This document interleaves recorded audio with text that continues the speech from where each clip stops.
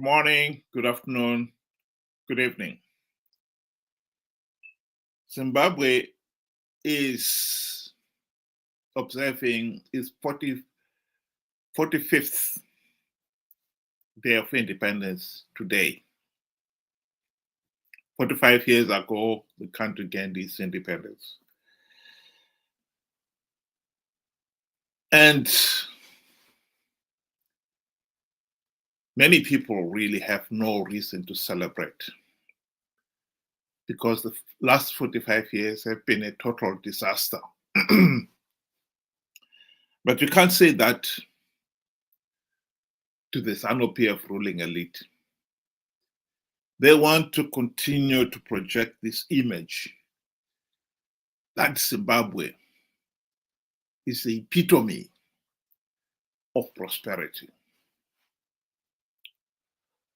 Ever since Mnangagwa took over power from Mugabe following the 2017 military coup, he wanted to project the image that he was going to make Zimbabwe great, to borrow the phrase from US President Donald Trump. His mantra was, Zimbabwe is open for business. And he was convinced that there will be a flood of new investment and the nation's economy will take off. This turned out to be a lead balloon that has never flown. It nonetheless wanted to keep up that image. It reminds me so much of what happened following the late Nathan Shamuyarira's death in 2014.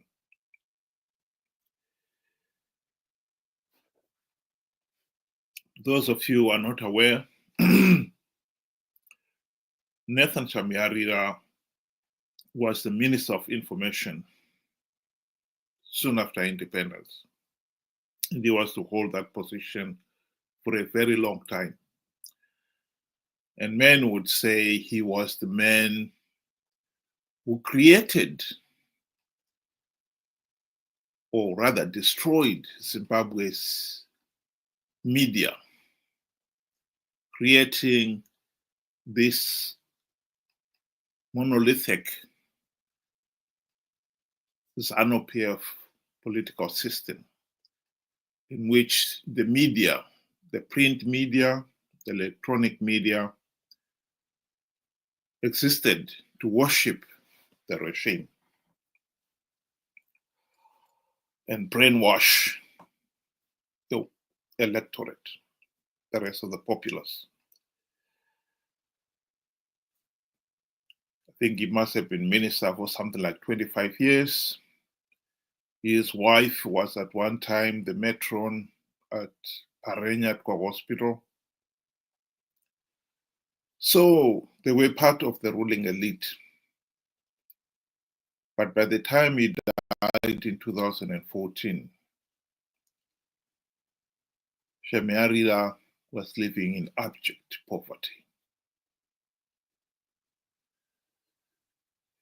In the cynical way of Zanu PF, the day he died, they sent a gang to repair the potholes along the road to his house and to spruce up the house so that it could hide the years of neglect. His house was in Borodale, I think.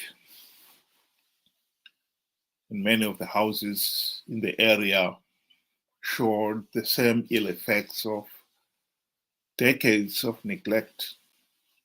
And his was no exception. So the gang was sent there to spruce it up because the party's leaders, including Robert Mugabe, were going to visit the house to express their condolence. So they wanted to project this image that the Shamuyariras were living well. The truth of the matter is the poverty could not be hidden by the whitewash. The wife told the mourners that her husband had died alone. Although he was dying, she could not be at his bedside because she had to take the public transport to go home, because otherwise she didn't have the money for a taxi if she should miss the public transport. That's how poor they were. Indeed, if he had not been declared a national hero, he would have had a pauper's funeral.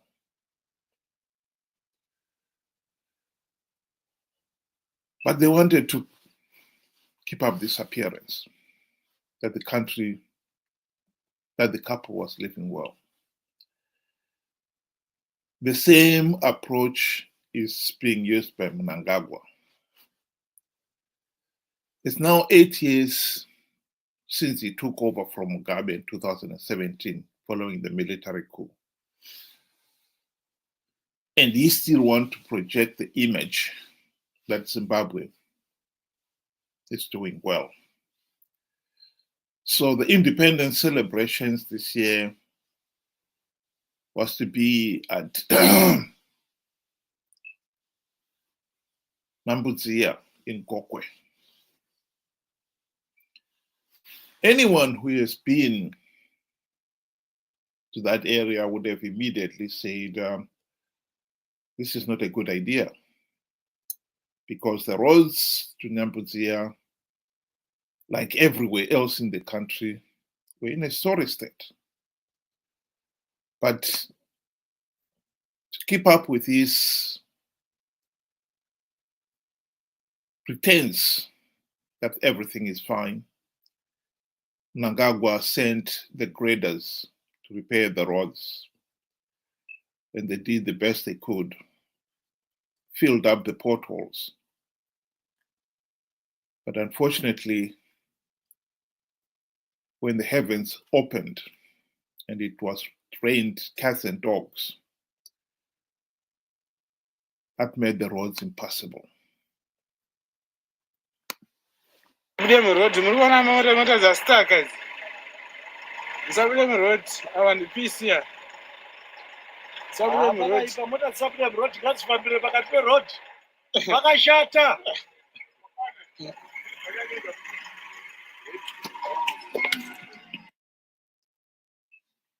What they were saying there is the roads are in such a sorry state that people should stay on the roads. And as we could see from that queue, many people were stuck. And those who managed to get to the venue, this is what greeted them. The whole place had been fixed up quickly for the occasion. Could say it was whitewashed the same way that the late Nathan Shamuyarira's house was whitewashed.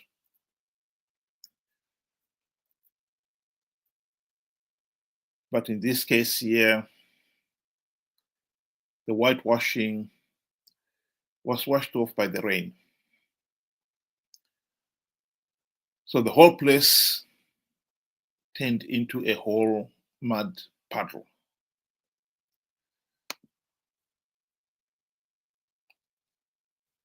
Don't rain on my parade well, just say that it had rained cats and dogs for Mnangagwa's Independence Day celebration.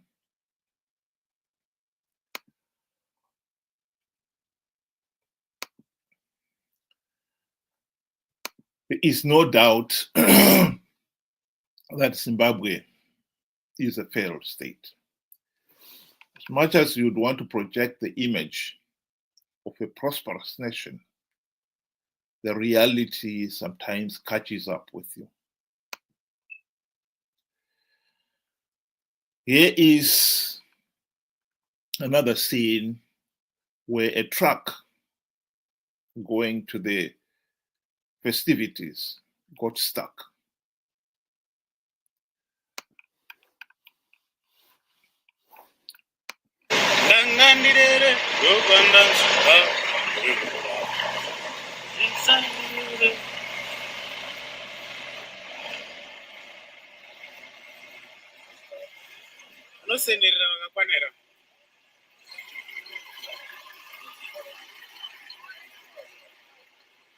Oh, madadido. Luego.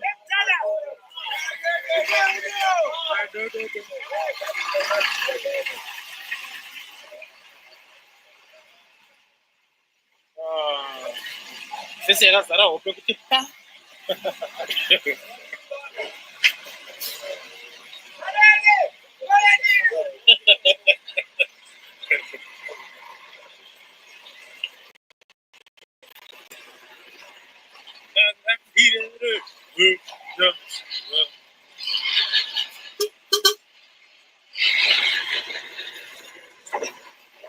Oh, it's not done.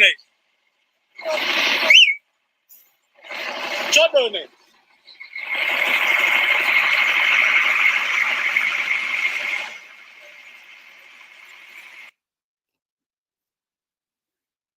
That is the reality in Zimbabwe.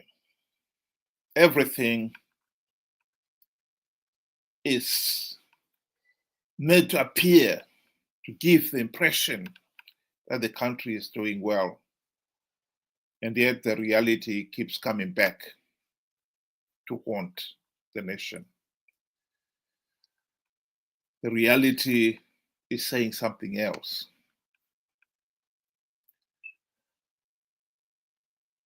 It really is tragic that Zimbabwe has come to this. We cannot, as a nation, pretend that everything is fine, because we know that things are far from fine.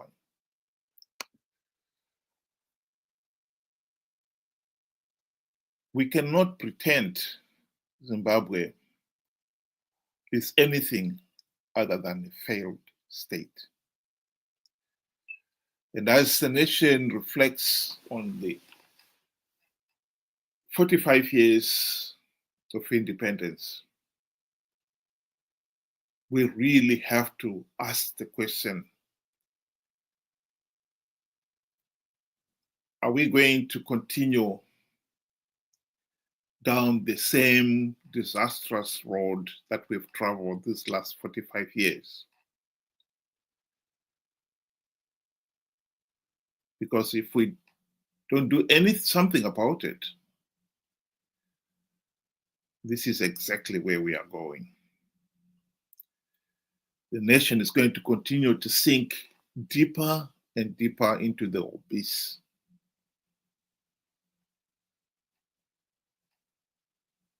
The solution is obvious. Just as the cause why we've become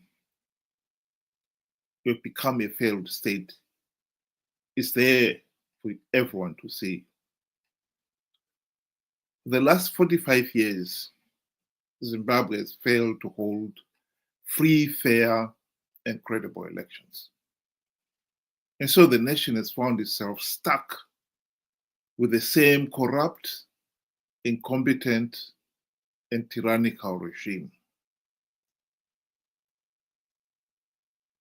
that has insisted that they have the divine right to rule, and hence the reason why the country is in this mess.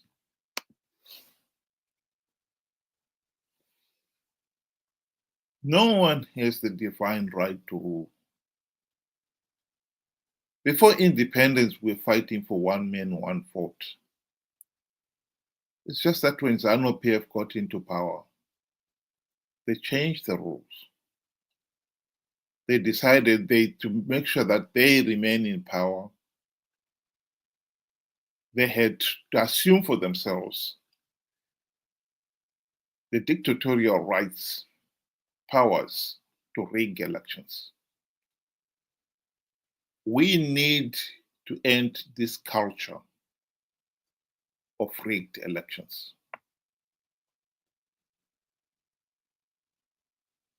It is disappointing that millions of Zimbabweans out there,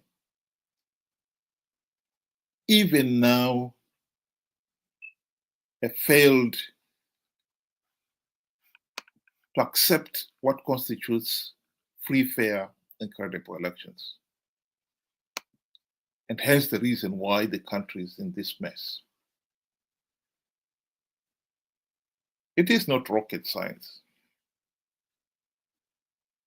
We just haven't applied ourselves to the task, and we're paid dearly for it. So after 45 years of blundering from pillar to post, the question now that must be asked is, when are we going to put an end to all this chaos?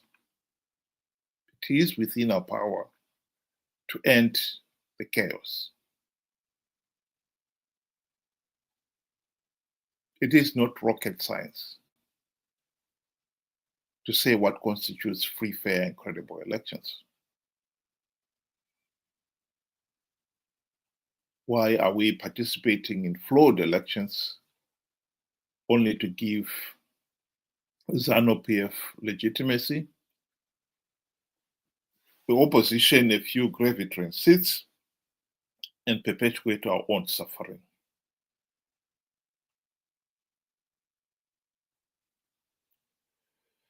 As for the Independence Day celebration, I think the rains have exposed the sheer lunacy of this regime. Mnangagwa seemed to think that as long as he can send the graders to quickly patch up the roads and whitewash everything, he can still continue to project the image that Zimbabwe is a prosperous nation.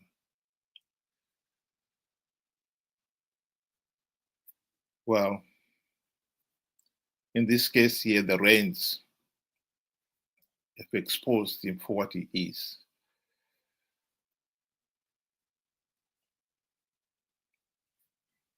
The rains have washed away the loose gravel to fill up the potholes. And the roads are back to what they normally are, impassable. That is the reality in Zimbabwe.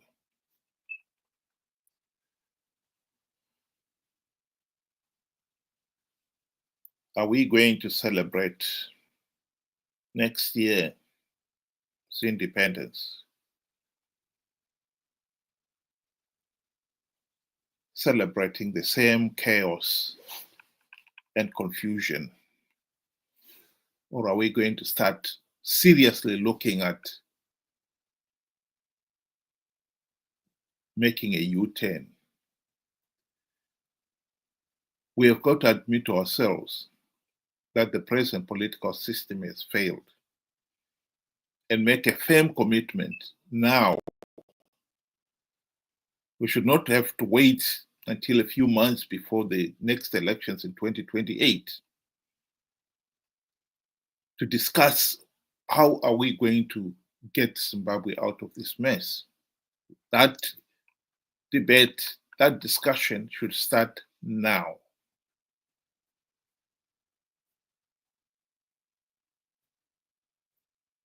Food for thought. Thank you very much. Have a good day.